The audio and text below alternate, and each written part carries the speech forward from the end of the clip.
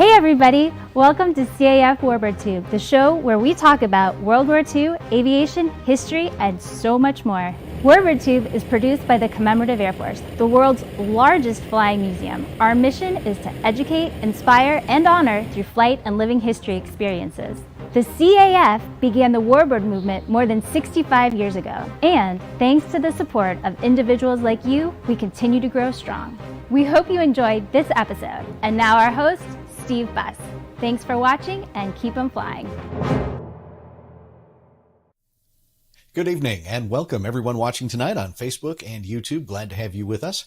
This is episode number 100 of Warbird Tube, and on tonight's episode, author Justin Burke will be talking about his book of good courage. But before we get started, could you do us a favor? If you haven't already done so, please take a second to like, share, or subscribe and follow us. And if you're on YouTube and you do subscribe, click that little bell icon. You'll get notifications about new episodes of Warbird Tube.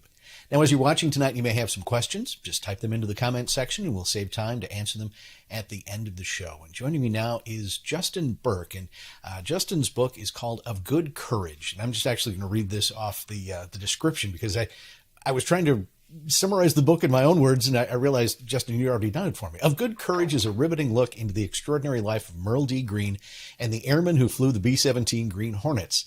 It's based on some recently discovered documents, lots of research efforts, previously unknown eyewitness accounts, and material that have come from the family archives, family memories, keepsakes, and a little bit of legend. And Justin says this is a great, never-before told story. And it really is a very riveting story, and one that is obviously very personal for you, Justin, but it also tells an overall story of the men who went off, in this case, into the European theater, flying B-17s and B-24s in high-altitude missions. So with that, Justin, welcome to the program. Hey, thank you so much for having me. Well, let's talk a little bit about you first. You're in the Phoenix area, just south of Phoenix itself. How did you sort of discover this story, and what was the impetus to actually put it on paper? Yeah, so I'd grown up with the story of my grandfather, Merle, and he was pretty much estranged from the family back in the 1960s.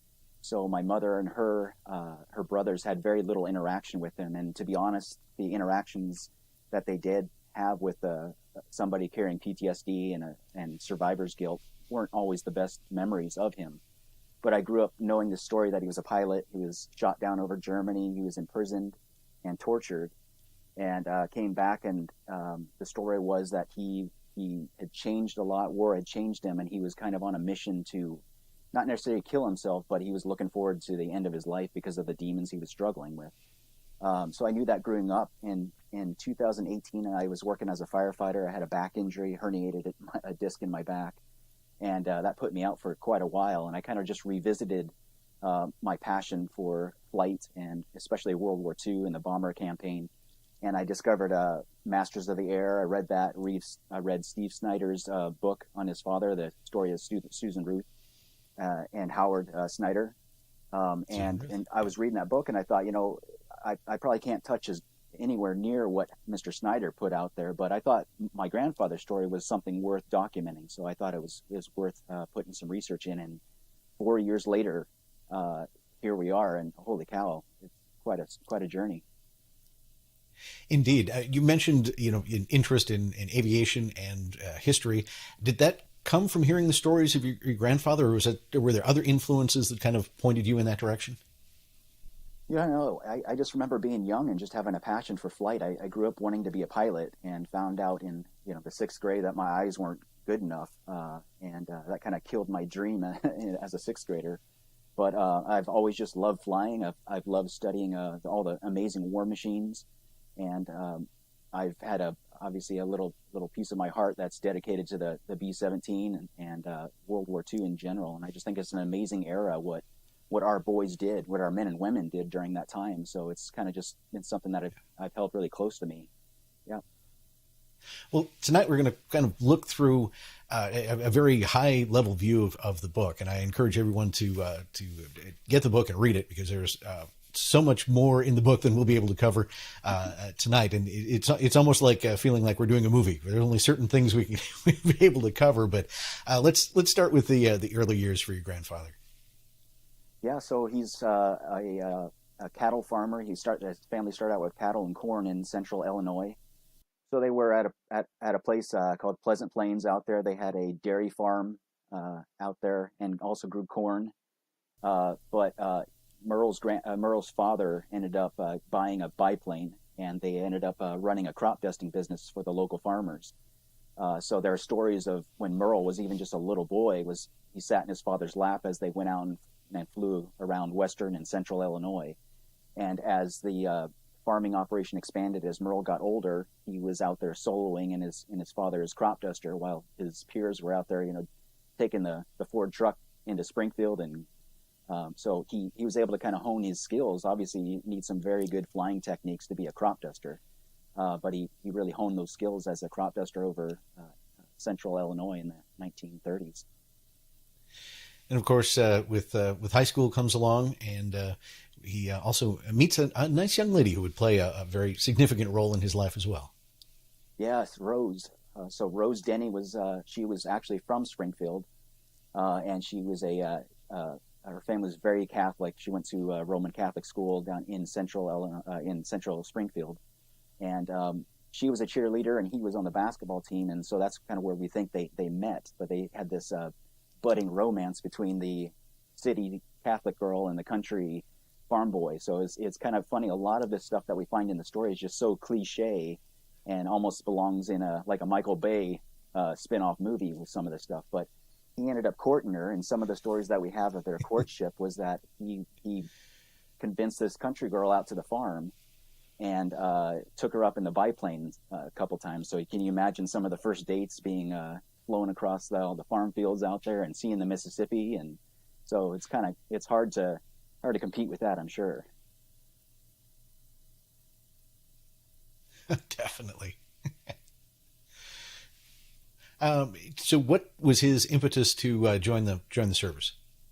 So he just had such a passion to fly, obviously, but he knew that his draft date was coming up, that it was going to be sometime in October of 1942, and he had before then tried to enter the Air Corps, but in January of 1942, the restrictions of having a college education for its Air Corps applicants was dropped in January. In the next month in February, he came down with appendicitis, and that put him out for quite a while. So he knew his draft date was coming up in October, and to beat that, and who knows if he was going in the Army or Navy or Marines, to beat that, he enlisted up in Peoria, Illinois in September, and went off and he did his basic training over in Nashville Classification Center. And at that time, the U.S. Air Corps was having such a surplus of pilots that he was actually, he classified for pilot training, but they put him on the back burner while a seat opened up eventually at Maxwell Field. But he was part of the medical detachment at Nashville. And this is kind of where he's starting to see some of the casualties kind of coming in, and he's just wasting his time. And he writes home to his mom about how frustrated he is. But at that time, his focus was flying a fighter plane and going in and doing battle with the Japanese. It was kind of ironic how things changed from there. Where was his... you said he wanted to be a fighter pilot. Obviously, at some point, he gets shifted into multi-engine training. And where was that training? Where did that take place? Yeah, so after Maxwell, he went to Greenville, Mississippi, and flew the BT-13s down there, the Vultee vibrators. It's always an interesting aircraft. But then he was shipped up to Seymour Field in Indiana and flew, and he was classified for multi-engine there, like you were saying. And I think it was kind of killed his aspirations, because obviously going and being a fighter pilot during World War II, after all the heroes that you hear about coming out of World War I, it was the cavalier side of the military at the time. So I think it kind of put a little damper on his spirits for a little bit. But after he finished that multi-engine training in Seymour, he was sent down to Sebring, Florida for B-17 transition.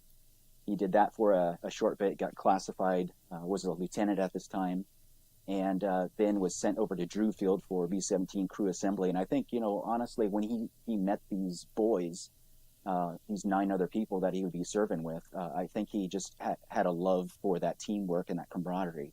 I know one of the things that he mentioned to these boys, and they mentioned to him, was the responsibility of being in charge of 9 other lives. I mean, my grandfather was 23 years old, in charge of the most, at that time, one of the most high-tech, lethal killing machines in history, and it's just absolutely amazing. And of course, before he completes all of his B-17 training, he had another milestone in his life. He and Rose got married. That's right. Yeah. So on Halloween of '42, he sent. So he you can pull up that Western Union telegram that you may see on there. He sent that back to Springfield, and he asked Rose to meet him over there because he's in the medical detachment, has some downtime. And this is what a lot of the locals that after graduating cadet classification school, they say they came down with marriage fever. And Merle came down with marriage fever, and he ended up calling over to Nashville, and they had a ceremony. And they tied the knot there on Halloween. Yeah. And when did he ship out for Florida after the wedding? So the crew left on the 31st of July, 1944. So quite an interesting time, especially in the 8th Air Force, what they were facing at that time. Obviously, the Luftwaffe, the threats with the Luftwaffe were kind of dying off, although they were very lethal when they did appear. They couldn't tell at that time, but it's a perfect time that August in '44, we look back and we see casualty statistics related to flak, wounding and deaths are on an increase, and they actually spike the worst during August of '44. So that's the time that they're arriving in theater. And as you mentioned, the transition in mindset from a single person in a fighter who's only responsible for himself to your grandfather now probably being considered the old man at age 23, now taking on the responsibility not only for, as you said, one of the most high-tech aircraft of its time, but also for 9 other lives, must have been quite a transition in thinking for him.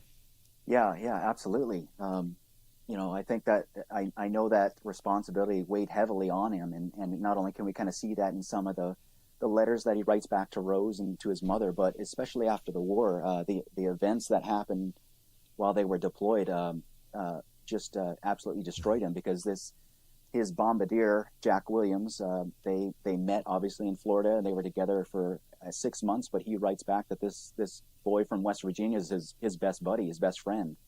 And they end up going off to London when they get down there. Unfortunately, Jack is killed on their 3rd mission together, and that's something he carries with him the rest of his life. He actually was so taken by his buddy that when he got home, he named his firstborn after Jack.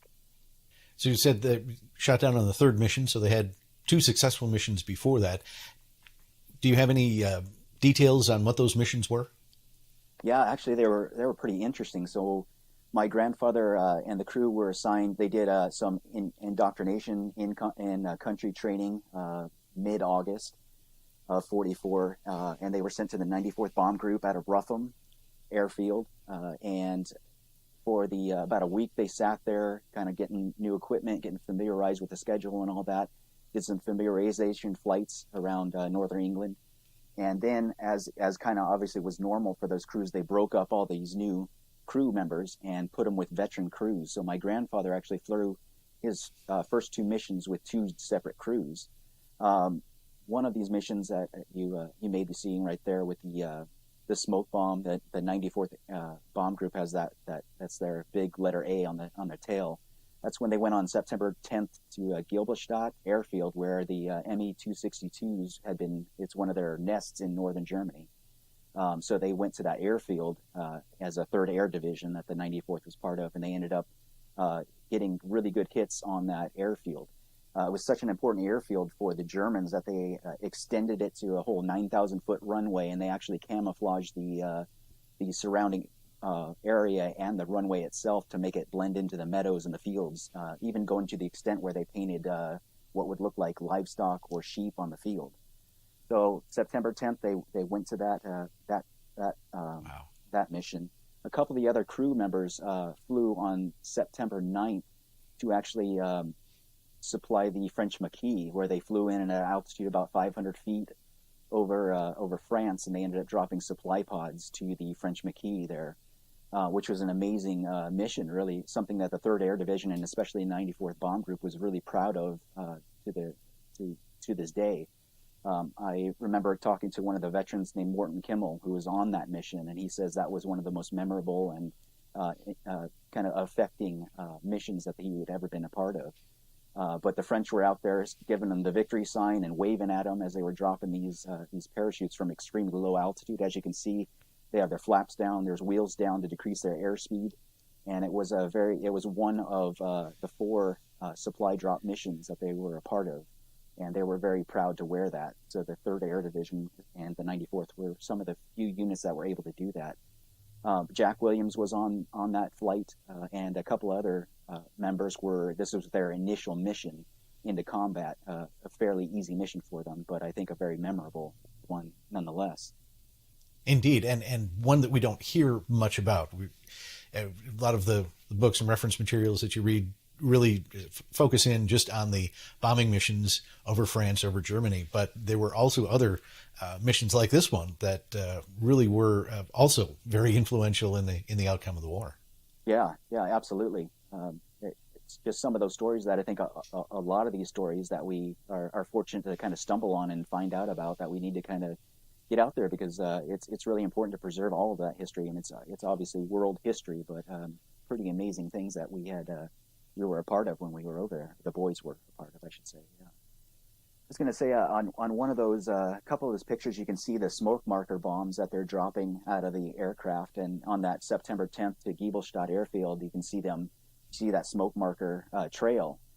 What I have I'm sure I'm not the first one to stumble across this, but I find it very interesting that I've read these after-action reports, and not only in the 94th Bomb Group, not only in the other bomb groups, a part of their air division, including the 100th Bomb Group, but across the air division, I'm finding these reports in late fall of what they're describing as rocket attacks. So and this is kind of a controversial thing in like the history nerds of World War II, because the consensus is that surface-to-air rockets, or surface-to-air missiles for sure, but surface-to-air rockets were not deployed against bomber formations, that they were doing a lot of research, but they weren't ready in time. And actually some of them that I read after the U.S. captured some of their intelligence and some of their material and brought it back to the States to research it, found that these programs were ready in September or after September of 44.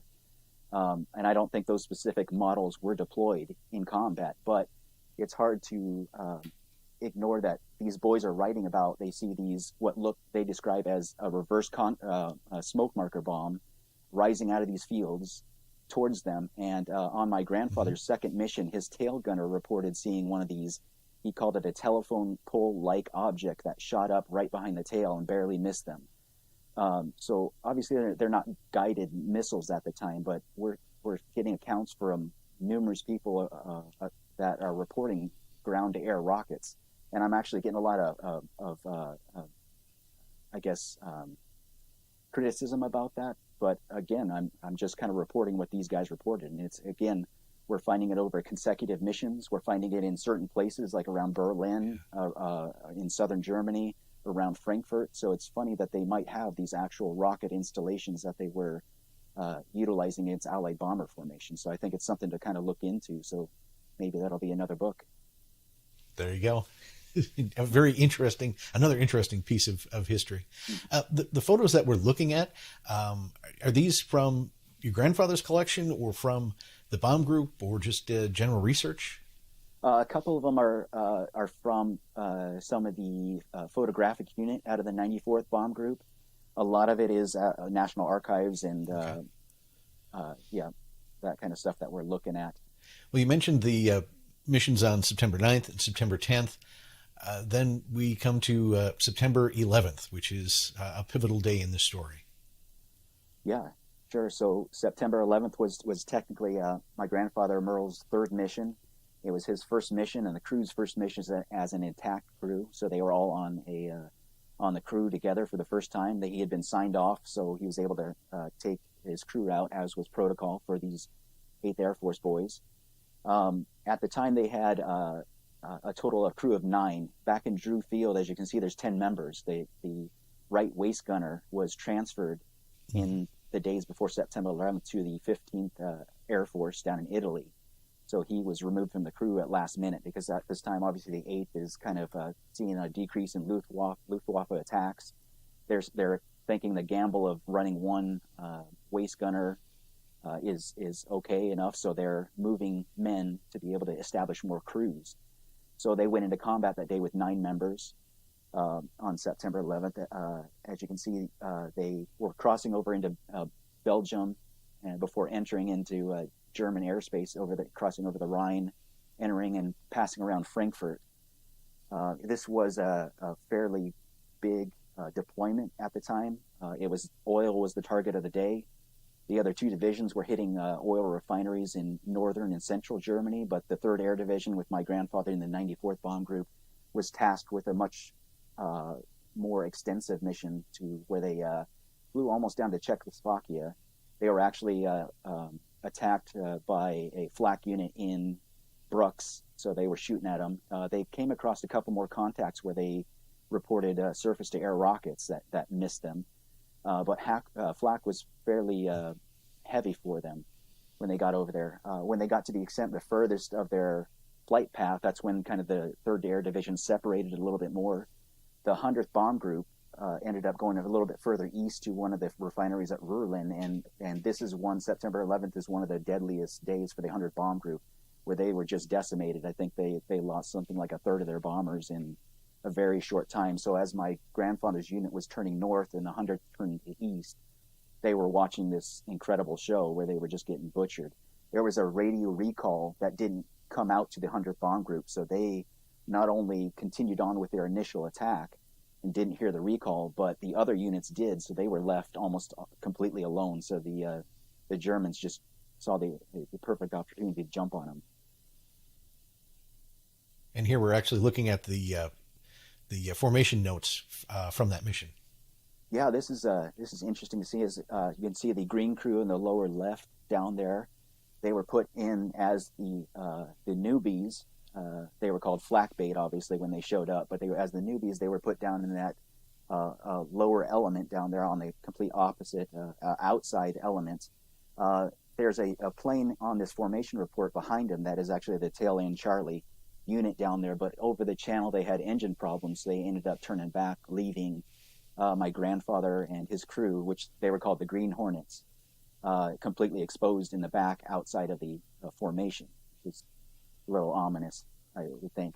The other thing kind of pointing out about this, if you can see, there's a crew on there called the Duda crew, and that's going to be an important plane aircraft that has an importance in the story as well as we're coming up. But this is how they were obviously deployed. I should say when they turned on the initial point to attack the Bolin synthetic fuel refinery, which was at that time, we're thinking it was the second largest synthetic oil production plant in Germany. So it was very, very important plant.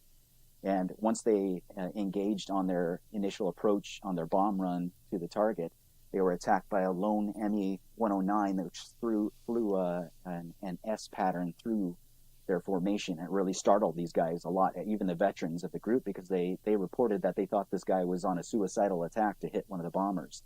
So that ended up mixing up the formation a bit and putting everybody on edge. And once you're on your bomb run, obviously you're kind of glued in on your bomb run. There's not much regrouping. There's not much of that. You have to kind of just bear it and push through. Unfortunately, at this time, another Allied formation of bombers crossed their path and completely crossed through the latter rear formation where my grandfather's plane was. Completely crossed through, and all these formations of about 24 bombers ended up taking evasive action. So it completely spread out the group. Luckily, somehow, the planes didn't collide, but they passed within feet of each other. A lot of these bombers ended up seeing a lot of details on these other bombers that were passing right there by them. So the group, by the time they were even going onto the target, they were all dispersed, but nobody could regroup. The front formation A flight ended up bombing and having really good results on the refinery, but B flight in the rear obviously ended up dropping their bombs and hitting just south of the target, so it wasn't very good at all.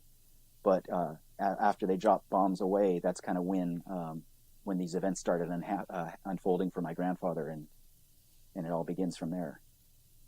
And tell us what happened after the initial bomb drop. Yeah, so these planes, they had to take they took some extreme action to get down to the rally point south of the target. So there was a very, very harsh left turn. And because they were spread out horizontally and elongated and probably vertically as well, for some of these aircraft in the rear element of the flight, they had to cut this corner very, very sharp. So the front elements cut very sharp, and the rear elements not so much. But everybody's trying to get into the same airspace at the same time, and that's when the collision happened with Charles Duda's crew on a B-17 called Daring Doris. Ended up making a turn, and they were above my grandfather's plane, and my grandfather didn't see them, and they didn't see him, obviously, and they ended up colliding, hitting my grandfather's plane. The nose of my grandfather's plane was sheared off and pushed in, dented, obviously. They hit Daring Doris right in the middle of the fuselage and ended up breaking that plane in half, and that plane obviously plummeted immediately to the ground, kind of dropped, and ended up killing all 9 members of the Charles Duda crew. The bombardier on Jack Williams on my grandfather's plane was right in the nose when this happened, and ended up having we know that a propeller came through and sheared the nose compartment open, and ended up pretty much just shredding his lower legs, giving him a fatal wound. But during this collision, they knocked out the 2 left engines 1 and 2 on my grandfather's plane. The engine number 3 was on fire. It had broken open the cockpit and busted the top turret as well. All 9 members on the crew were knocked unconscious. Even the tail gunner, who was nowhere near the actual collision, they hit so hard that it knocked everybody out. And even the co-pilot would eventually report they hit so hard that it blew his gloves off his hands. Well, at this time, they're 27,000 feet in the air and being exposed to the outside elements, which I think was negative 53 degrees at the time or something like that. My grandfather immediately got frostbite. He caused his helmet to come off, his goggles to come off. It ended up tearing open their oxygen system, so unbeknownst to him, they were bleeding out the last reserves of his oxygen at 27,000 feet. And he immediately had frostbite on his nose, his ears, and his fingers. He was knocked out and woke up to the plane, 3 engines not working or completely out, and the plane was climbing and banking. And he was unable to hold on to the control yoke because of the frostbite in his hands. So he ended up passing out again. His co-pilot was passed out, unconscious. Somehow he regained consciousness again and felt the plane nearing a stall. And he couldn't handle the yoke, so the only thing he could think about doing was cutting off the power to the remaining good engine, and engine that was given 50%. And he put the plane, the B-17, in a dive that one of the waist gunners said he brought it down so fast he was surprised that the wings didn't come off. But he brought it down to somewhere near 5,000 feet, or at least his co-pilot woke up about this time, and somehow they were able to level out at 5,000 feet and kind of get their bearings. And from there, they end up abandoning the aircraft? Somewhat. So at that point, there was a fire right behind the cockpit. They had brought the navigator, who had a broken leg, ended up dragging the bombardier out of the nose hatch, boosting him up on the top turret platform, which is just an amazing feat of strength. And Jack ended up bleeding out on the deck behind the cockpit. The tail gunner, the top turret gunner was blinded in the collision because I guess he got a really bad head injury, knocked him out, and he was blind when he woke, temporarily blind when he woke up, and felt his way to the exit hatch, and he ended up jumping out right over the target area. My grandfather leveled the plane out and kind of took a survey of what was going on, and he hit the emergency bailout buzzer so the rest of the crew could escape. And the men in the rear of the aircraft knew there was a lot of damage to the front, and I don't think they had comms with the guys in back. but they could hear the emergency bells. So the waist gunners ended up, they were passing out and waking up during this kind of whole time as well and suffering brain injuries or concussions. The tail gunner had a deformed skull when he staggered out of the back section and passed out in front of the radio operator and the waist gunners. And they thought, this little kid who was 19 years old is not going to make it back to England. They decided they were going to put a parachute on him and push them out, and they were going to follow. But the radio operator decided to stay. The ball turret gunner, the waist gunner, jumped out, and they evaded the German, the Volkssturm, for a very short time before they were captured. But the rest of the crew obviously kind of continued on.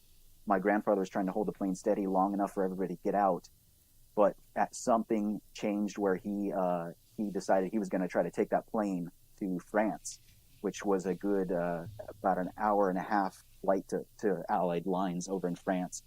But the navigator reported that Merle was driven to get the plane to safety, so he ended up keeping the plane in the air with maybe 1.5 engines for the next hour, flying at no more than 300 feet off the ground, following tributaries of the rivers, because they knew they were going to eventually lead to bigger rivers and get to the Rhine, and the Rhine would lead them down to Strasbourg, where they were hoping to crash land over in that area. But as they were following these rivers out of this valley, they ended up flying right into the defenses of a grass-stripped Luftwaffe airfield. And at 300 feet, they ended up being shot down. And my grandfather had about 3 seconds to be able to control that plane to level it off. And ironically, as a Illinois farmer, he crash landed into a cornfield. But he was able to keep that plane in the air for well over an hour. They said he never used his hands. He was using the trim tabs to turn and maneuver the plane, and using throttles as needed. So it was an incredible feat of skill, and he ended up winning the Distinguished Flying Cross for that. Unfortunately, coming down in German-held territory, it wasn't long before the remaining crew was rounded up, and it became prisoners of war. Yeah, so even I think an important aspect of this is the story that I was really happy to be able to cover in this, because we never knew anything about this. When they crash landed in the plane, their plane was on fire, and before the crew could even get out, the local German cemetery caretaker from a place called Leiblos, Germany, all the locals had watched this giant, massive American air machine pass over their roofs, rattling the roof tiles off their roofs, and they had seen the tracers from the German anti-aircraft batteries fire up on them. So everybody was paying attention to what was going on, and everybody raced to the crash site.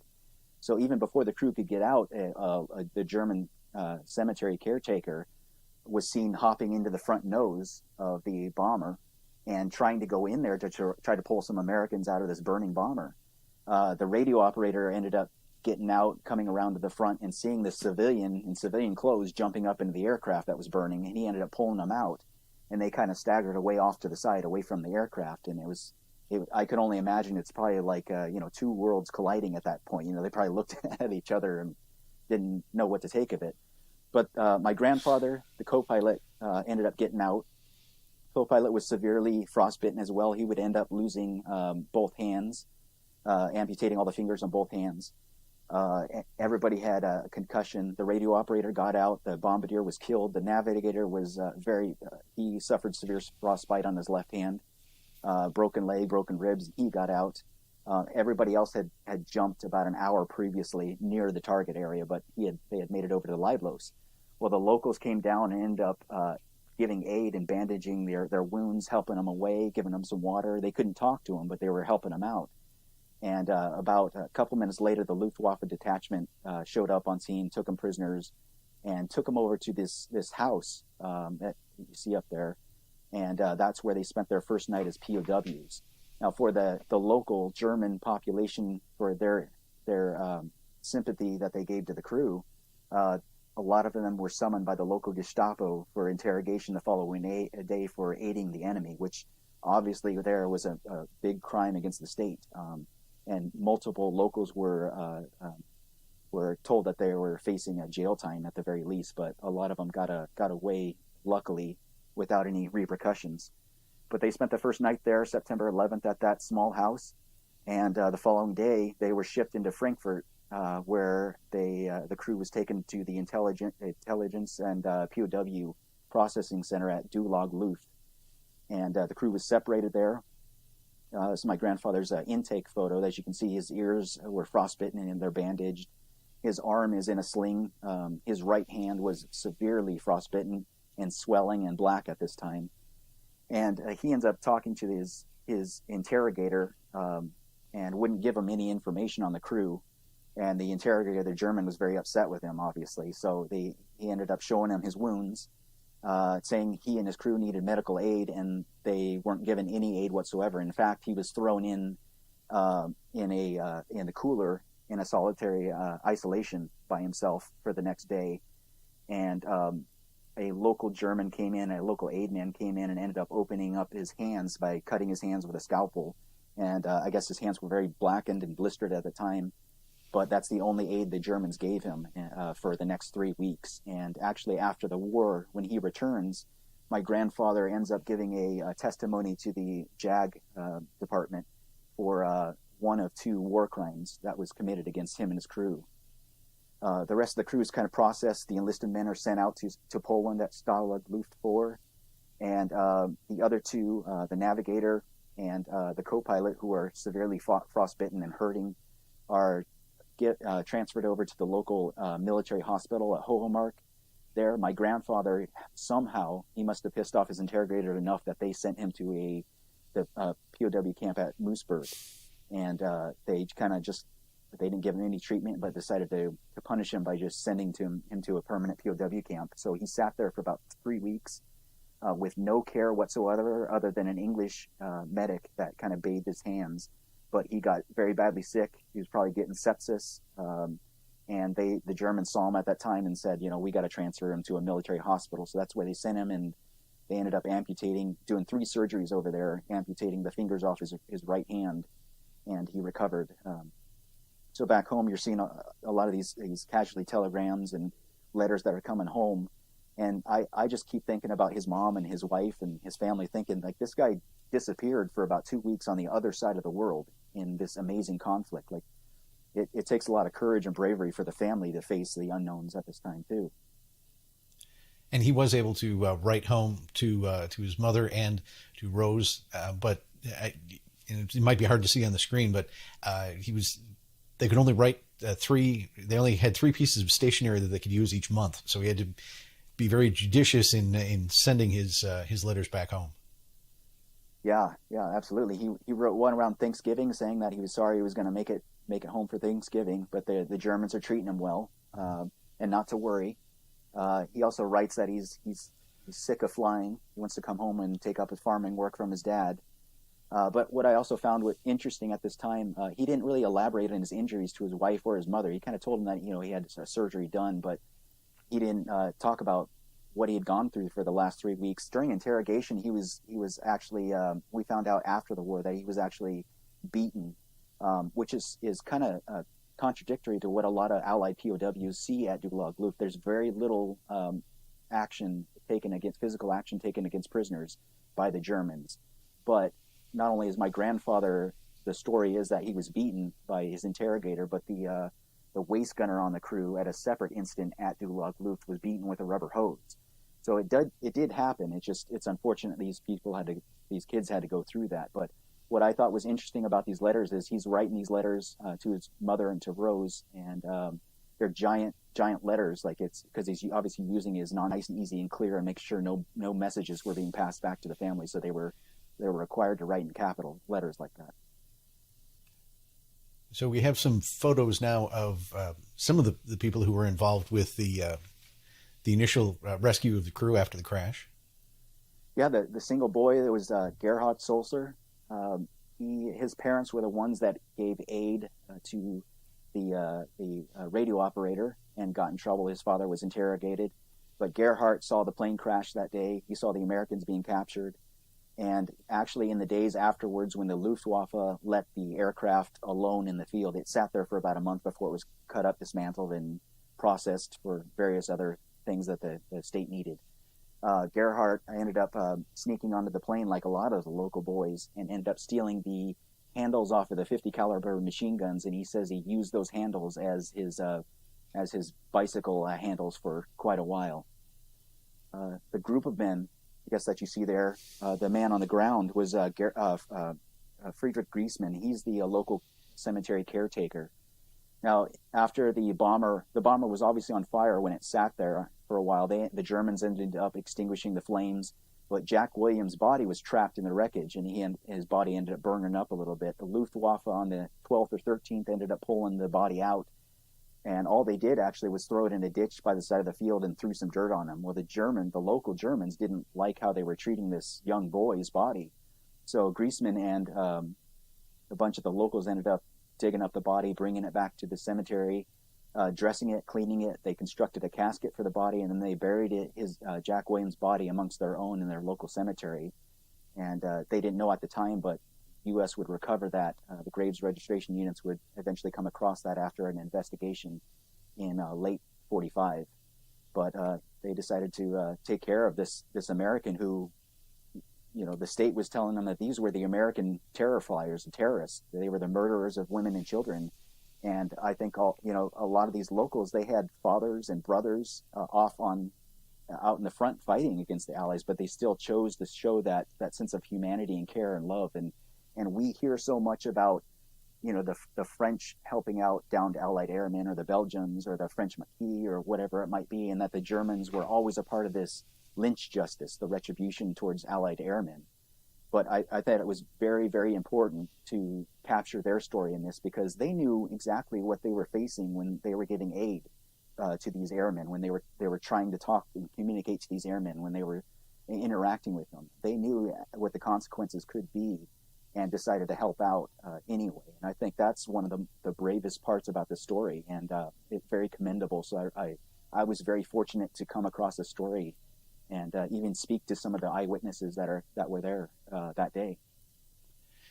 At the end of the war, your grandfather comes back home, and as you had mentioned at the outset, suffering from PTSD and really taking on some relatively dangerous activities, and not, maybe, as you said, not death wish, but certainly not wanting, or maybe losing some of the will to live after what had happened to Jack and the rest of the crew. Yeah, absolutely. He came home, and it seemed like he was okay for a very short time, because he kind of got back into farming. But family says that he just couldn't concentrate. He couldn't be productive, and he chose to kind of distance himself from the family. He and Rose were together on and off up into the 1960s, early 60s, and they had a total of 6 kids together. He named Jack over their firstborn son, but my mother was the only girl in the group, and during this time, that a lot of the few stories that all of them have, was that he was a very strict disciplinarian. They called him the lieutenant, and that he suffered a lot with night terrors. They woke up a lot listening to his screams and howls, and he and Rose ended up fighting a lot, obviously, because he was kind of in and out of the home. Ended up completely disappearing in the mid to late 60s. And just traveled around the country. We find him in Florida for a short bit. He went out to California. He ended up in Las Vegas. He actually worked flying DC-10s out of Chicago, and a lot of the rumors was that his clientele was a lot of mafia clientele, that he was flying from Chicago to Las Vegas. And then he invests in the Thunderbird Hotel in Las Vegas for a short bit, and ends up having a lot of trouble with alcoholism, and ends up eventually passing away with cirrhosis and liver issues. So he was a very mysterious maverick type of personality towards the end of his life. But what's interesting is it was the complete opposite prior to going off to war. And again, that may be a cliche type of thing, and of course war does change people a lot, but it's very very tragic to see that in somebody, in a youth that had so much potential. He was very social. He loved his family, and then after the war, it seemed like a whole different person, that he just couldn't get over the events that happened, and he took blame for it. And unfortunately, in a lot of the 94th Bomb Group histories, and even some of the 8th Air Force histories, it has documented that my grandfather's plane ran into the other aircraft, and it wasn't. It was just a sheer accident, really nobody's fault. But I think towards the end of his life, in some of these reunions and histories that were coming out, and he was able to kind of see some of this, and seeing these after action reports, I think that his pride was hurt a little bit, and he never had an advocate to be able to tell his story that, it was an accident, and obviously didn't do it on purpose, nor did the Duda crew. It was just one of those unfortunate events, but his reputation was kind of tarnished from then on out, and he could never get over that. So he lost his best friend. He knew that all 8 other members on his crew were hurt, and he took responsibility for that. And a lot of these guys he could never face after the war. He ended up talking to his ball turret gunner, who lived down in New Orleans, and ended up leaving him with the impression that there was something rooted in that guy that just it wasn't right. He said something about, if I had only turned over the controls to the co-pilot, maybe I could have seen this aircraft. But what we find out is the Duda airship was actually hit by flak and ended up veering over during that really harsh turn, and they collided. My grandfather and the co-pilot never reconciled. The co-pilot hated him to his dying day, and my grandfather again ended up getting a Distinguished Flying Cross, and he did not want to receive that at all. Pleasant Plains wanted to put on a parade for him and a little ceremony for him, and he declined numerous times and ended up accepting it in the end. But he didn't want any fanfare. He just kind of wanted to move on from his life, and wouldn't even tell his sons and daughters about his experiences. And his story, as tragic as it was, is not it's not the only story out there like that. I'm sure there were many others who had similar experiences and suffered for most part in silence, only their family knowing that the horrors that they were living through in their own minds. And it is good to remind all of us that not everyone came home in one piece, both physically or emotionally, and that this event, World War II, had quite an impact on all of our lives and continues to. But for you, especially, this story does have sort of an uplifting end, does it not? Yeah.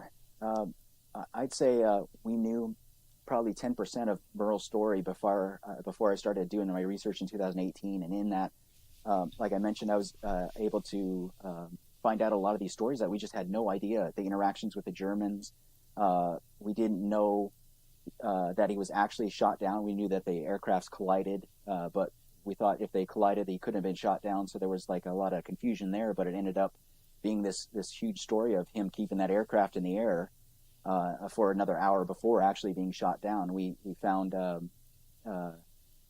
I found during my research, a historian in Germany who wrote a book. He did a lot of research on the Luftwaffe in that state in Germany, and in the Kinzig Valley where my grandfather crashed specifically.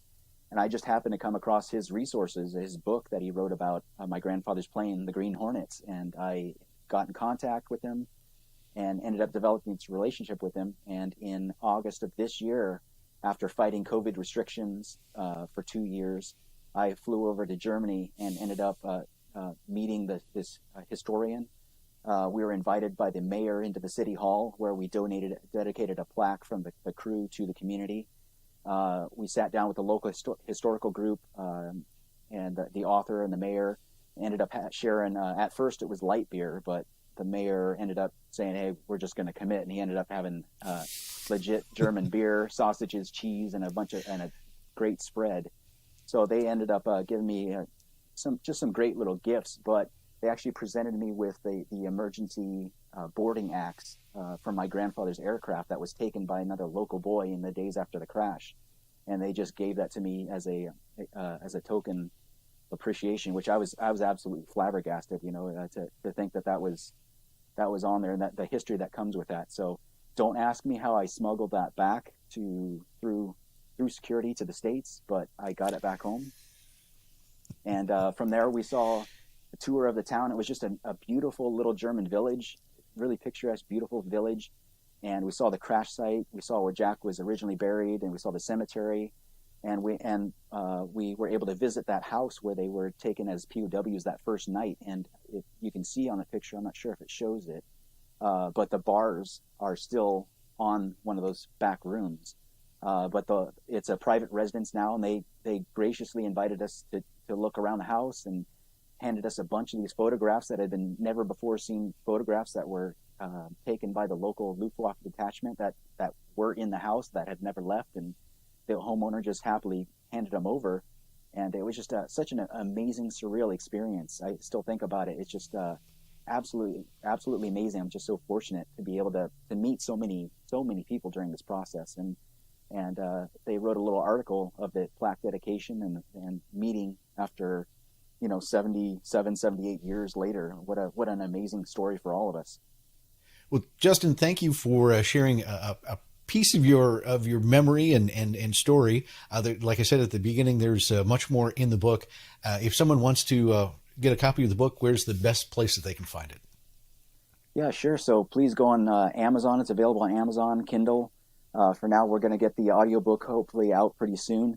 And I would encourage you guys to buy a hard copy of the book, not for me, but actually proceeds are going to be going to the Rougham Control Tower Association to preserve the museum over there outside of Bury St. Edmunds.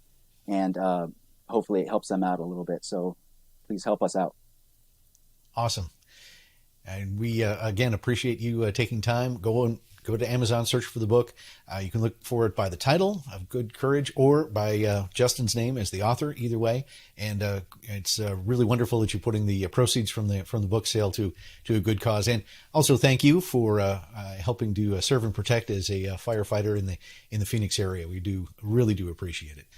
Well, right now we're going to transition to our questions. So if you have had any questions during the show and you haven't typed them into the chat of whatever platform you're on, please do so now, and we'll take a few minutes to answer those questions before we sign off.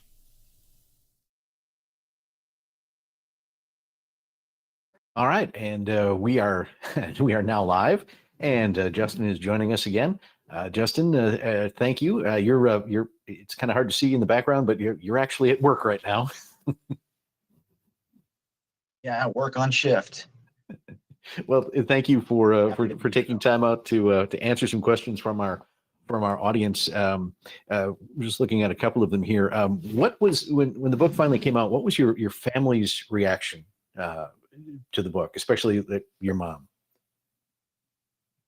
Yeah, I got a lot of interesting feedback from family, even from my uncles and my mom that didn't know a lot of these stories that I happened to stumble across in some cases over that 4 years. And it like we talked about in the podcast, it was quite an experience. During the process here, we actually came across family members. So my grandfather Merle had a brother and a sister, and after Merle ended up kind of disappearing in the 60s, we lost track with both brother and sister. Well, we've just found out after 30 some years, we made contact with both sides of the family, and they were actually living 10 miles away from where my mom is at right now in Illinois. And they had tons of letters of Merle's. They had his flight wings. They had his soldier's Bible, and just really invaluable artifacts and information. Not only that, but reconnecting with the family as well was such a cathartic experience. Pretty amazing. So my uncles and my mother were very pleased by it, and I hope I just did justice to their stories. Awesome. Mike Jordan is wondering, what was the name of the cemetery where Jack was originally buried?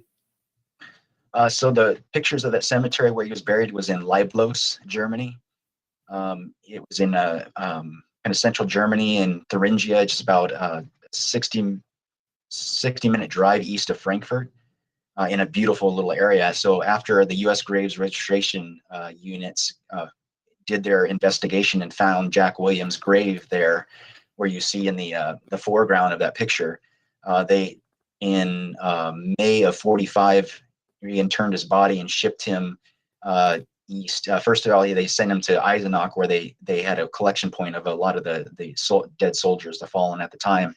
And then Jack is at rest now in the American Ardennes Cemetery in Belgium.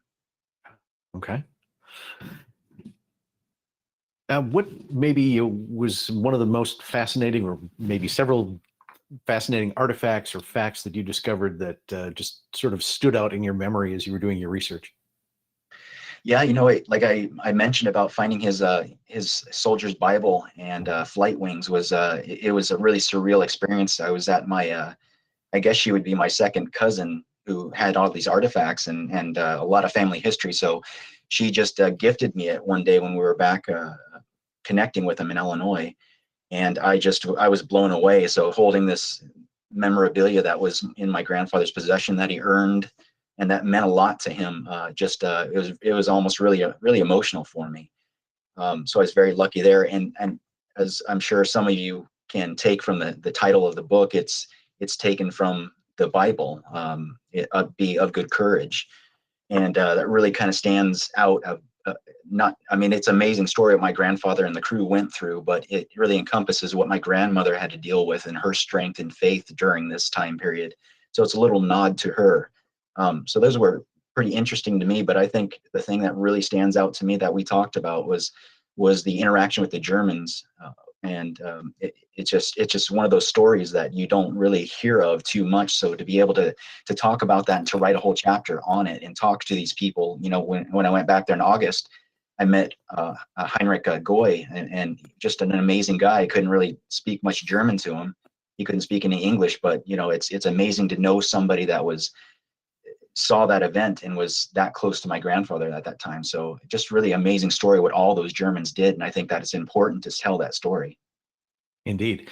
Was it difficult to find records from Europe? I know in the States there's pretty good record keeping, but in Europe, with it being war torn and records were not as well kept as they are here, was that a challenge when doing your research? Yeah. So is it the German Bundesarchive? I tried to look into a little bit. I was really perplexed about the idea of those surface to air rockets, and I wanted to do as much research as I could with that. And I know a lot of that material has been lost, scrapped, burned, or is missing. I know that U.S. and the British came across quite a bit of the intelligence material at the end of the war.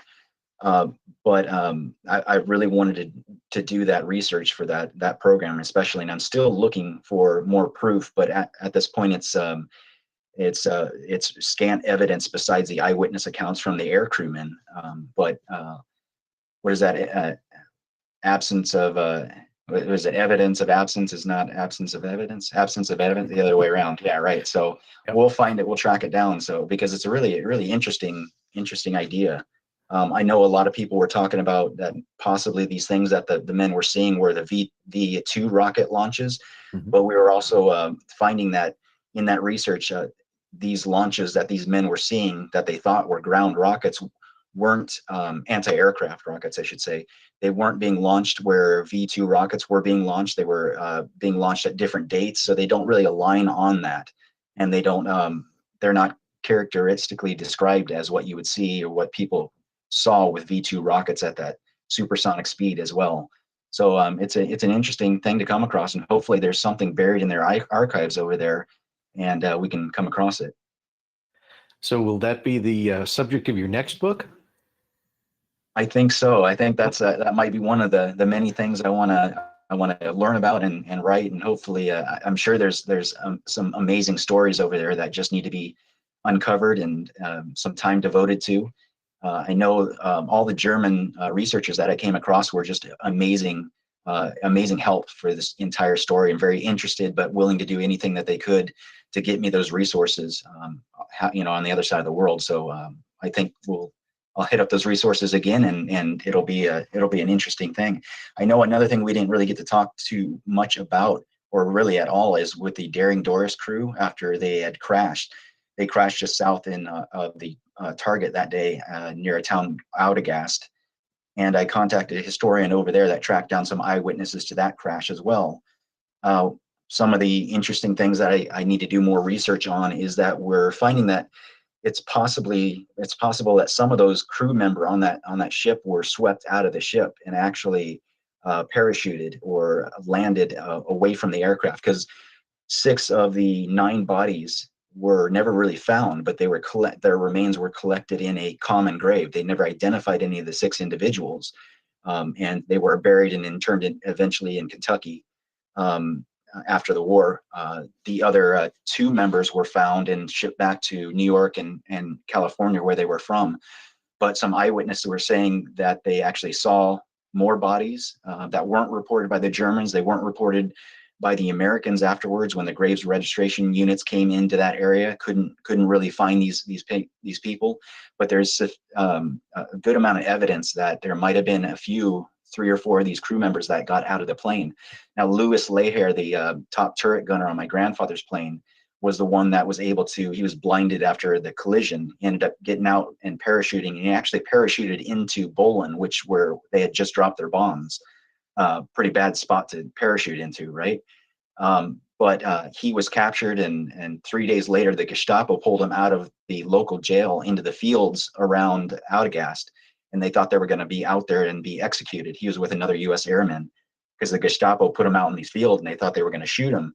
But they went out into the field, and they found the bodies of 4 to 5 men underneath parachutes that the Germans reported, specifically saying these are the bodies from the other crew. So we don't know what's going on. There's a lot of conflictory type of evidence there, or stories there. That's really interesting. Wow. Well, and Justin, you have a special offer for those of our viewers who've stuck around to the end. Why don't you tell us about that? I think this is pretty exciting. Yeah, thanks for having me and tuning in. I hope you guys enjoy the story. I really want to get the story out, and if you're interested, I'd like to offer a free ebook version of Good Courage. If you're interested, just write me an email at ofgoodcouragebook@gmail.com.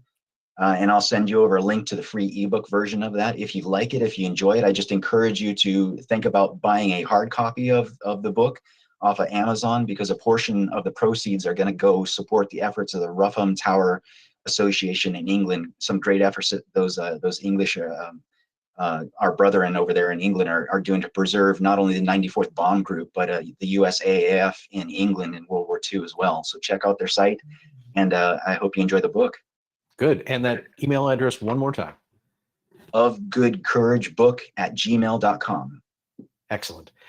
Thank you, everyone, for watching this evening. We hope you've enjoyed this. I certainly did. Justin, it's been a pleasure to work with you and to read the book. And I can't wait for your next book.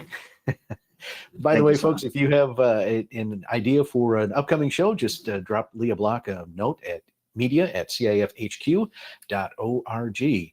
And until next time, thank you for tuning in to Warbird Tube. I'm Steve Buss. Have a good night.